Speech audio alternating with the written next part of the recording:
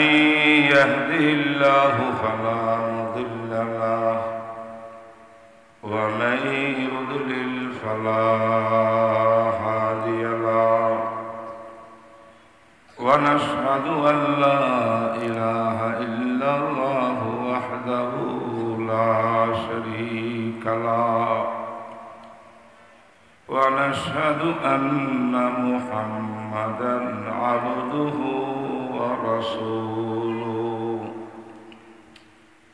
صلى الله تعالى عليه وعلى آله وأصحابه وبارك وسلم تسليما كثيرا كثيرا. أما بعد فأعوذ بالله من الشيطان الرجيم. بسم الله الرحمن الرحيم.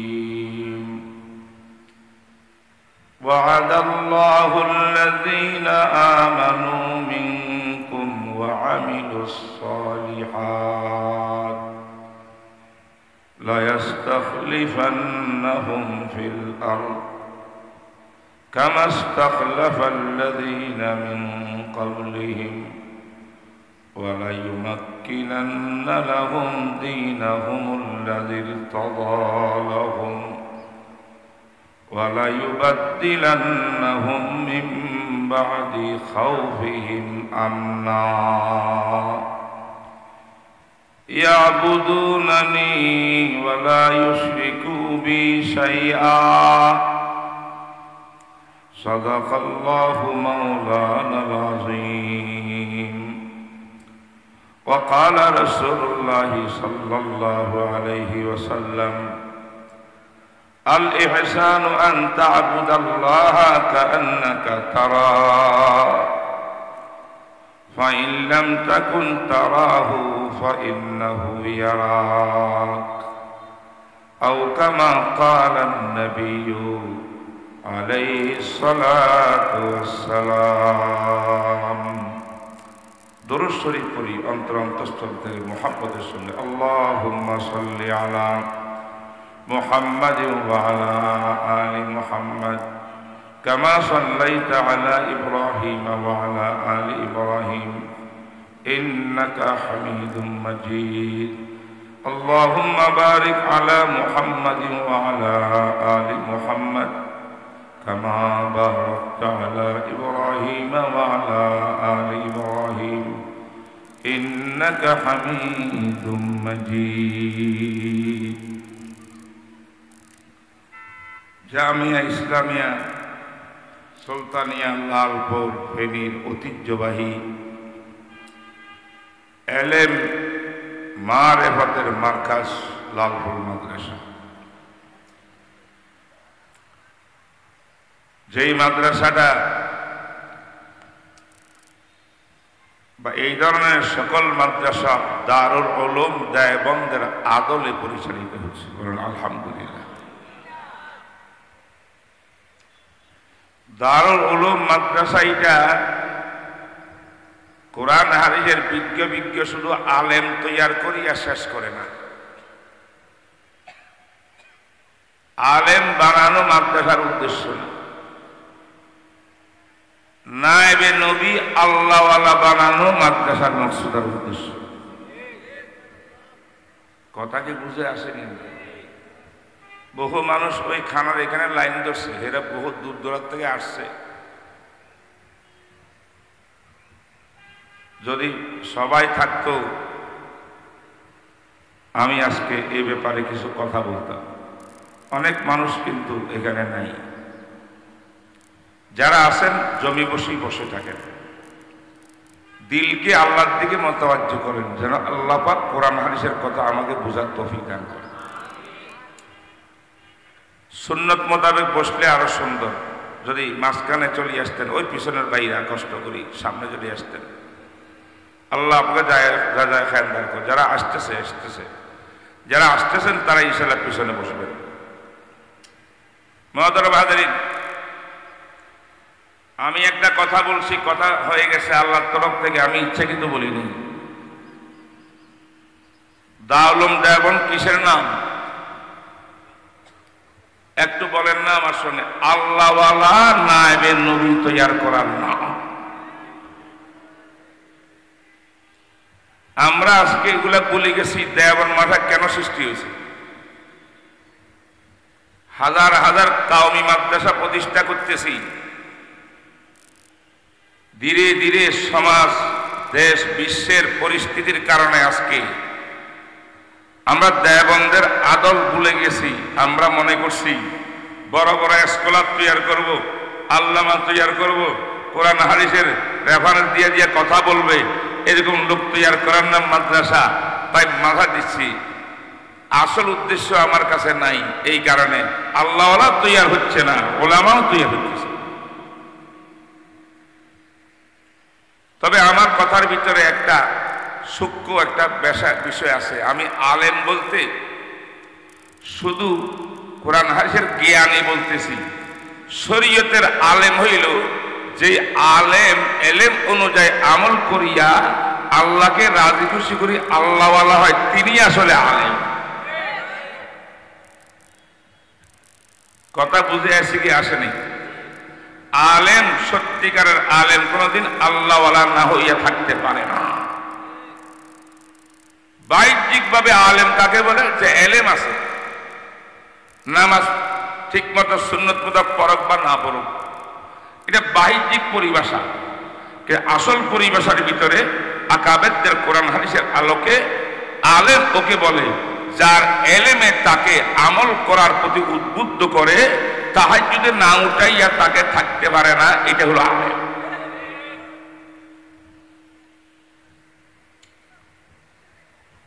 দারুল দেওবন্দের আদরে লক্ষ লক্ষ মাদ্রাসা দুনিয়াতে প্রতিষ্ঠা হয়েছে। আমরা আজকে একটা মাদ্রাসার ভিতরে আসি, এখানে জমায়েত হয়েছি এক ওলিয়ে কামেলের উসিলা, এক নায়েবে নবী আল্লাহওয়ালার উসিলা। যিনি দুনিয়াতে এখন নাই। আল্লাহওয়ালারা কবরে থাকলেও তাদের রুহানি ফয়েজ কিন্তু দুনিয়াতে বিস্তার করতে থাকে, ঠিক কিনা বেটি?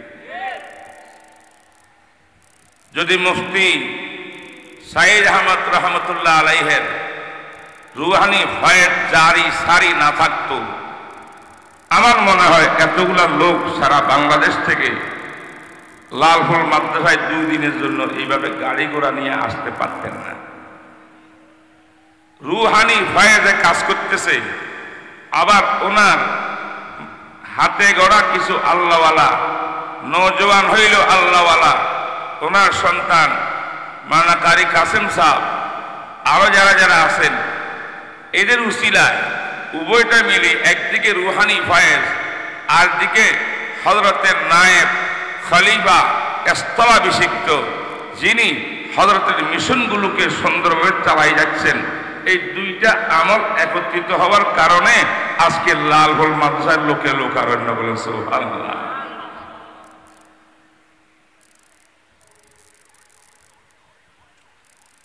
আল্লাহ তাআলা এরকম তাসাউফ, সুলুক, তরিকত, আত্মশুদ্ধি, ইসলাহের মার্কাজ সকল মাদ্রাসাকে বানাই দেন, তখনই ওই মাদ্রাসা হবে দারুল দেওবন্দের আদলের মাদ্রাসা।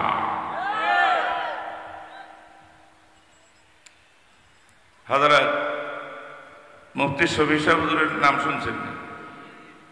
পাকিস্তানের মুফতি আজম, গ্র্যান্ড মুফতি, তাফসিরে মাআরিফুল কোরআনের লেখক আল্লামা জাস্টিস আমার উস্তাদ তাকি উসমানী সাহেবের আব্বাজান, ওনার আব্বার নাম ছিল, মুফতি শফি সাহেবের আব্বার নাম ছিল মাওলানা ইয়াসিন সাহেব রহমতুল্লাহ আলাইহি। কি নাম? ইয়াসিন। ইয়াসিন সাহেব রহমতুল্লাহ আলাইহি জন্ম হয়েছে ওই দিন ওই তারিখে যেটাকে দারুল দেওবন্দের ভিত্তিপ্রস্তর হইতেছে সেই দিন। বলেন সুবহানাল্লাহ। ওনাকে যে মানুষ জিজ্ঞেস করতে, হযরত আপকি উমর কিতনি, আপনার বয়স কত?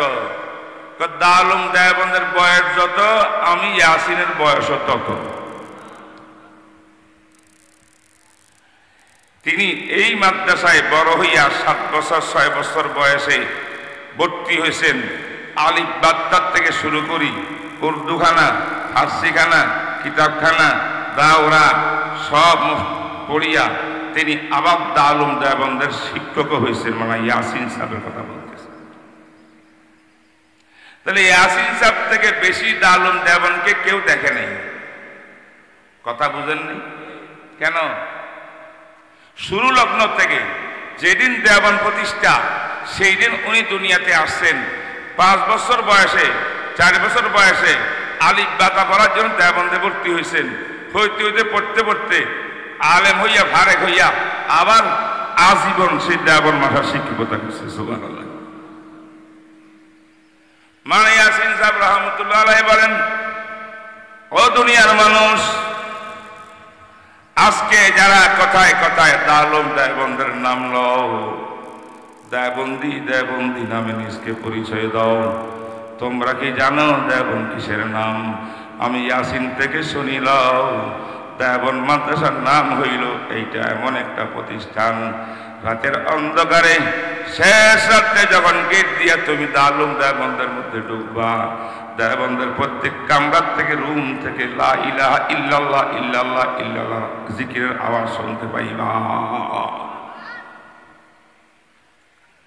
দিনের মধ্যে যখন প্রবেশ করবা তখন তুমি শুনবা কাল আল্লাহু ওয়া কাল রাসূলুল্লাহ। দিনের মধ্যে হাদিস পড়ানো হচ্ছে, কোরআন, কাল আল্লাহু কাল রাসূল। কিন্তু রাত যখন হয়, রাত্রের মধ্যে আল্লাহ বলার ওস্তাদরা ছাত্ররা মাদ্রাসার ভিতরে বসে বসে কি করে? বোমও বানায় না, বোম বানায় না, সন্ত্রাসীগিরি শিখায় না, সন্ত্রাসী কর্মকাণ্ড শিখায় না। রাত্রে বসে বসে একটা জিনিস শেখায়, সেটা হলো আল্লাহ জিকির এমন করো যে তোমার কলবটার ভিতরে আল্লাহর মুহাব্বত সবচেয়ে বেশি বেশি পাওয়া যায়। আল্লাহর নামের জিকিরের কি মজা! ওই দালুম দেওবন্দের ছাত্র আর ওস্তাদ থেকে জিজ্ঞাসা করো, যখন দালুম দেওবন্দ প্রতিষ্ঠা হয়েছিল তখন থেকে। এখন আমরা এটা বাদ দিছি, জিকির আজকার করবে খানকার মধ্যে, পীর সাহেব খানকা বানাইবো একটা, খানে কাদের জিকির চলবে, আত্মশুদ্ধির বয়ান সেখানে চলবে, মাথার ক্লাস হবে, শুধু কিতাব শুধু কিতাব শুধু কিতাব, ক্লাস আর ক্লাস, ক্লাস আর ক্লাস। বন্ধু, এটা মাদ্রাসা হচ্ছে না। এটাকে মাদ্রাসা বানাইতে হইলে দিনের মধ্যে কাল আল্লাহ কাল রাসূল পড়বা, আর রাত্রে ইল্লাল্লাহ জিকিরের আওয়াজ আসতে হবে সব জায়গা থেকে। সুবহানাল্লাহ। দরই মাদ্রাসা খানেকা দিদাম। দালুম দেওবন্দ কবে প্রতিষ্ঠা হয়েছে, প্রতিষ্ঠার তারিখটা এক বুজুর্গ ঠিক করছে, মাদ্রাসা দর মাদ্রাসা খানেকা দিদাম। মাদ্রাসার মধ্যে একটা খানকা দেখছি, এই শব্দটা ফার্সিতে বললে যত শব্দ অক্ষর হয় অত হইল দালুম দেওবন্দের প্রতিষ্ঠার তারিখ। সুবহানাল্লাহ। দর মাদ্রাসা বলেন না, খানেকা দিদাম, দর মাদ্রাসা খানেকা দিদাম।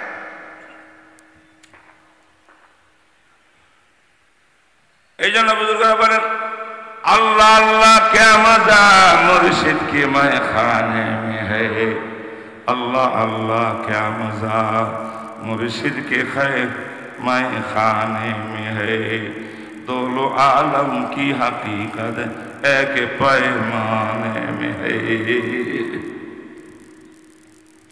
अल्लाह अल्लाह करो, अल्लाह के डाको, दिल अंतर থেকে ডাকো আল্লাহ, আরো জোরে আল্লাহ আল্লাহ আল্লাহ। खुदी का सिर नेहा ला इलाहा इल्लल्लाह, खुदी है तेगे फसा ला इलाहा इल्लल्लाह, ইলাহা ইল্লাল্লাহ।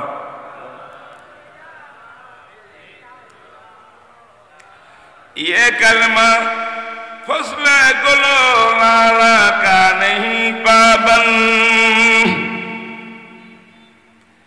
ये कलमा ला इलाहा इल्लल्लाह, ये कलमा फसले गुलो लाला का नहीं पाबंद, बहार हो के खजा ला इलाहा इल्लल्लाह, ला इलाहा इल्लल्लाह, লা ইলাহা ইল্লাল্লাহ।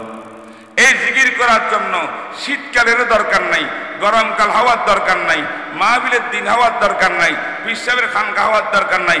মুসলমান যেখানে থাকবে, রাত হোক দিন হোক, ঠান্ডাকাল গরমকাল শীতকাল, পৃথিবীর যেই কোন মুহূর্তের ভিতরে যেই কালমা মুহাম্মদ রাসূলুল্লাহ সাবা পাহাড়ের মধ্যে দাঁড়িয়ে বলেছিলেন লা ইলাহা ইল্লাল্লাহ, সেই কালমার আওয়াজ পুরো বিশ্বের মুসলমান সব জায়গায় বুঝতে থাকবে। ঠিক না? দেখতে পাবেন।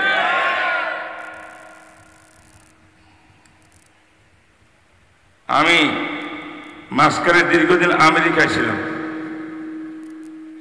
আমেরিকার বিভিন্ন স্টেজে আমি মাহফিল করেছি। সিরাতুন নবী, তাফসীরুল কোরআন ইত্যাদি বিভিন্ন নামে।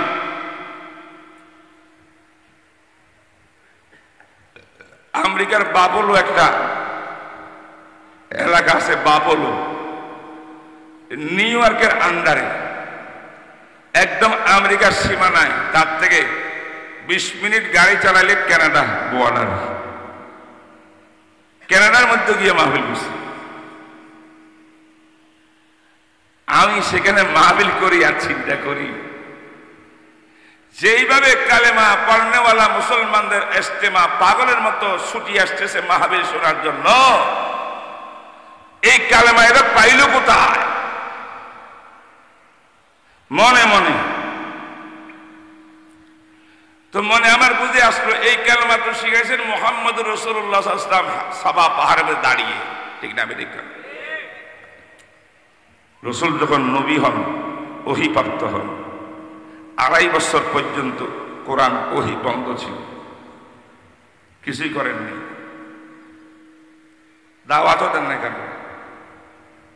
2.5 বছর পরে সূরায়ে মুদ্দাসসির যখন নাযিল হলো, ইয়া আইয়ুহাল মুদ্দাসসির কুম ফাআনজির ওয়া রাব্বাকা ফাকাব্বির ওয়া কিয়ামাকা ফাতাহির ওয়ার রুজা ফাহাজুর, হুকুম আসি গেল, হে মুহাম্মদ রাসূলুল্লাহ, এখন আর কম্বলের নিচে শুয়ে থাকার টাইম নাই, বিছানা থেকে আপনি উঠুন, উঠিয়ে আপনি জনগণের সামনে যান, যাইয়া আপনি আল্লাহু আকবার, আল্লাহ বড়, আল্লাহ বড়, আল্লাহ বড়, আল্লাহু আকবারের দাওয়াত দিন। কাপড় পোশাক পরিচ্ছন্ন করুন, নামাজ আদায় করুন, মূর্তি পূজা ছাড়ুন, মূর্তি পূজারীদেরকে দাওয়াত দিয়া আল্লাহর দিকে আনুন। এই হুকুম যখন জারি হইল, আল্লাহর নবী সাল্লাল্লাহু আলাইহি ওয়াসাল্লাম মক্কার সম্ভ্রান্ত লোকদেরকে সবাইকে দাওয়াত দিল, ও মক্কার সম্ভ্রান্ত লোকেরা, আমি মুহাম্মদ ইবনে আব্দুল্লাহ আমিনার সন্তান, আসো আমি একটু বক্তব্য দিব, কথা বলবো, কথা আছে তোমাদের সঙ্গে। পাগলের মতো ছুটি ছুটি বড় বড় নেতারা আসিয়া নবীর সামনে জড়ো হয়ে গেল, কারণ মুহাম্মদ তো তাদের কলিজার টুকরা। সুবহানাল্লাহ। এই মুহাম্মদকে জীবনভর করে সাদিকুল মসদুক, বিশ্বের সত্যবাদী আমানতদার, এই মুহাম্মদের নামে তারা বলতো আমাদের বংশের ভিতরে এমন একটা লোক সৃষ্টি হয়েছে, নাম তার মুহাম্মদ ইবনে আব্দুল্লাহ। পৃথিবীর ভিতরে চ্যালেঞ্জ করলাম, পৃথিবীর ভিতরে কোনো মা এমন সন্তান জন্ম দিতে পারে না। আবু তালেব চাচা বাতিজাকে নিয়ে আদর করে মায়া করে কোলের থেকে ফেলায় না। মক্কার লিডার একবার দেখছে বৃষ্টি কিচ্ছু নাই, আকাশে বৃষ্টি নাই, বৃষ্টির সময় পুরা মক্কার ভূমি পাথর গরম হইয়া আগুনের মতো হয়ে গেছে, বৃষ্টি নেই। আবু তালেব করল কি, বাতিজা মুহাম্মদকে কোলে নিল, একটু বড় হয়ে গেছিল তখন, কোলের মধ্যে উঠাইল, উঠাইয়া আকাশের নিচে যায়, ও গড, ও মাহবুব সৃষ্টিকর্তা, আমার বাতিজার চেহারাটা কত সুন্দর নুরানি, এই চেহারাটা খুলে দিলাম আকাশের নিচে। আল্লাহ আপনি চেহারার দেখিয়া চেহারার উসিলায় বৃষ্টি নাজিল করেন, সঙ্গে সঙ্গে বৃষ্টি আসা শুরু। ওয়া আবিয়াদু ইস্তাসকাল গামামু বিওয়াজহিহি। আল্লাহু আকবার। কবিতাকার আবু তালেব হুজুরের চাচা কি কয়? ওয়া আবিয়াদু ইস্তাসকাল গামামু বিওয়াজহিহি সিমালুল ইয়াতামা ইসমাতুন লিল আরামিলি। এমন মোবারক চেহারা, যে চেহারাটা আকাশে নিচে খুলি ধরলে আল্লাহ পাক বৃষ্টির বন্ধ রাখছিলেন, বৃষ্টি নাজিল করা শুরু করেন, এমন একটা মানুষ। এই জন্য মক্কা নগরীর মানুষের দিলের ভিতরে মুহাম্মদের প্রেম আর ভালোবাসা। হুজুর যখন ডাকছেন সব বড় বড় নেতারা নবীর সামনে হাজির। আল্লাহ নবী কয়, ইয়া আইয়ুহান নাস ইন্নী মাকাস্তু ফীকুম উমরা হাল ওয়াজাদতুমুনি সাদিকান আও কাযিবা। হে আরবের লোকরা, আমি আব্দুল্লাহ ছেলে মুহাম্মদ, আমার জন্ম তোমাদের সামনে, আমার শিশুকাল তোমাদের সামনে, কিশোরকাল তোমাদের সামনে, যৌবনকাল তোমাদের সামনে কাটাইলাম। কাটাতে কাটাতে জন্ম লগ্ন থেকে 40টা বছর আমি তোমাদের সামনে।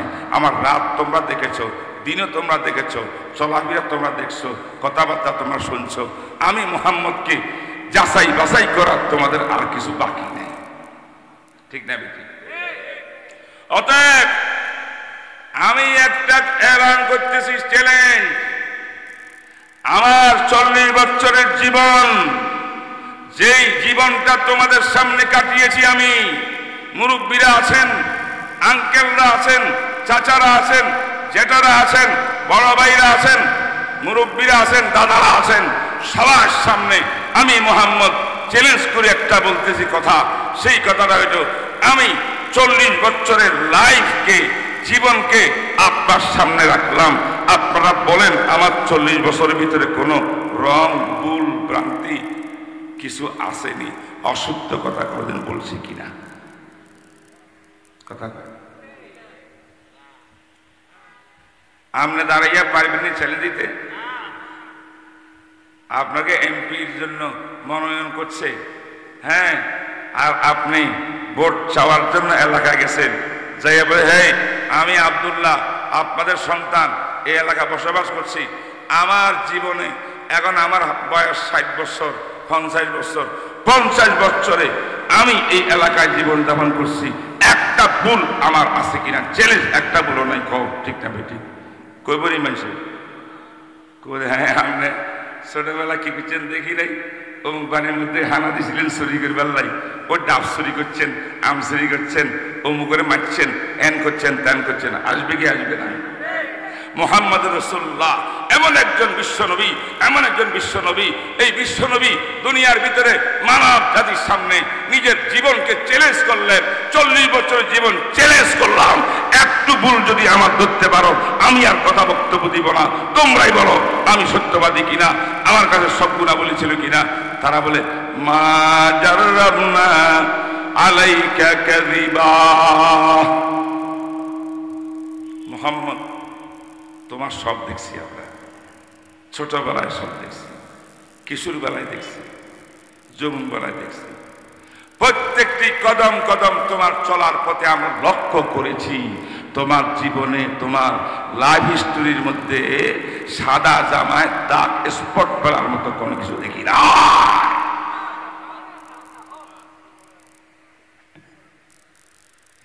আল্লাহ নবী বলেন, আমার এই 40 বছর চ্যালেঞ্জ রাখিয়া এটাকে নবুয়তের দলিল, সামনের বক্তব্যের দলিল প্রমাণ হিসাবে আমি পেশ করলাম।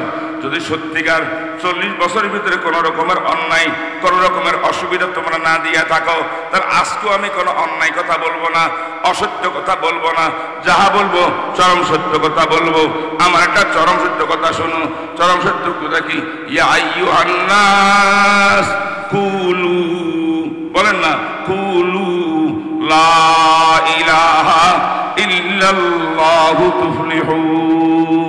আল্লাহু আকবার। বুঝছেন নি কথা? কি বুঝলেন? আমাদের বিশ্ব নবী প্রথম নবুয়তের মুখের প্রথম ভাষণ কুলু লা ইলাহা ইল্লাল্লাহ, আল্লাহ ছাড়া মাবুদ নেই।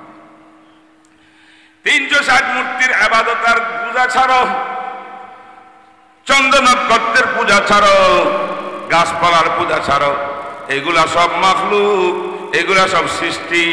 আল্লাহু আকবার বলেন। আল্লাহু আকবার। একটা স্রষ্টা নয়, ইবাদত হবে একমাত্র স্রষ্টার জন্য, ঠিক না ঠিক বলেন? তাই সব ছাড়িয়া বলো লা ইলাহা ইল্লাল্লাহ, জোরে জোরে।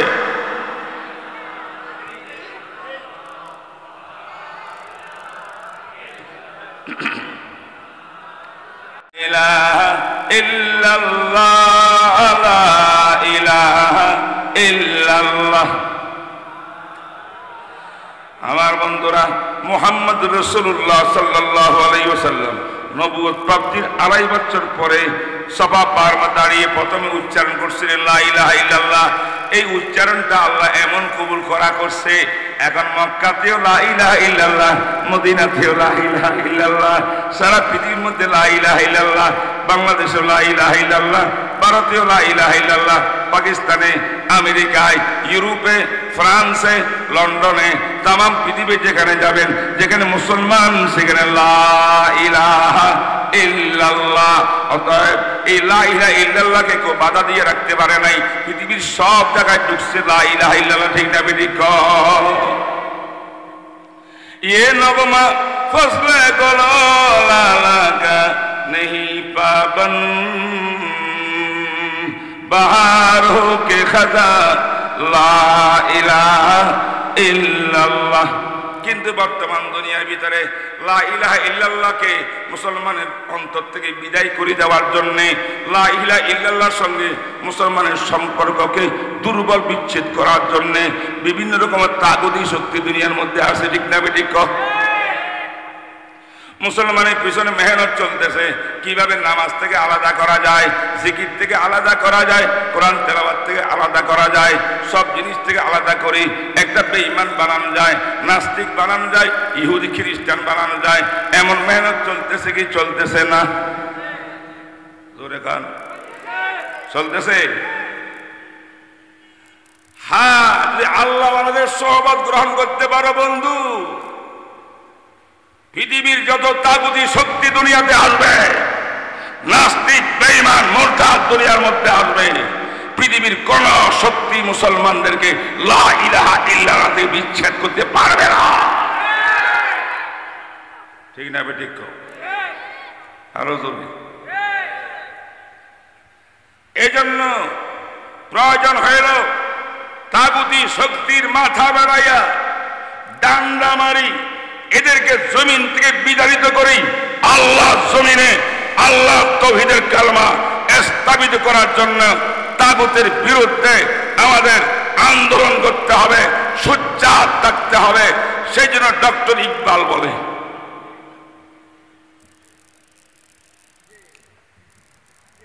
ये दौर अपने इब्राहिम की तलाश में है। এই যুগটা একজন ইব্রাহিম নবীর মতো মর্দে মুজাহিদের তালাশে আছে। সুবহানাল্লাহ কয় না? একজন মর্দে মুজাহিদ লাগবে ইব্রাহিম নবীর মতো।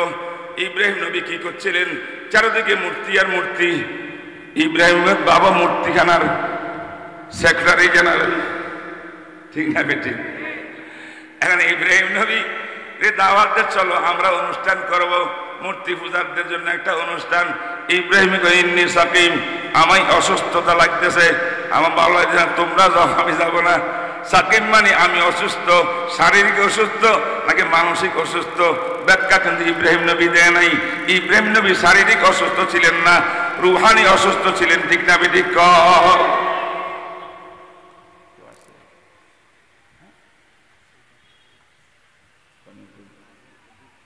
আচ্ছা যাক, আজকে কথা বলার সময় নেই, আমি কথাটাকে গুছাই শেষ করতেছি। আমি কি বলতে চাইছি আপনাদেরকে? ইকবাল বলে ये दौर अपने बराहीम की तलाश में है।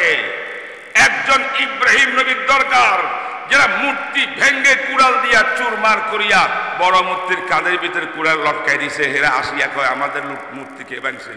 ও বড় খোদাকে জিজ্ঞাসা করো, খোদা কথা করতে না বলে খোদা গেলে বানাইছো। আজকেও ইব্রাহিম নবীর মতো ইমানি শক্তিতে বলিয়ান আল্লাহ দরকার, উলামা মাশায়েখ দরকার।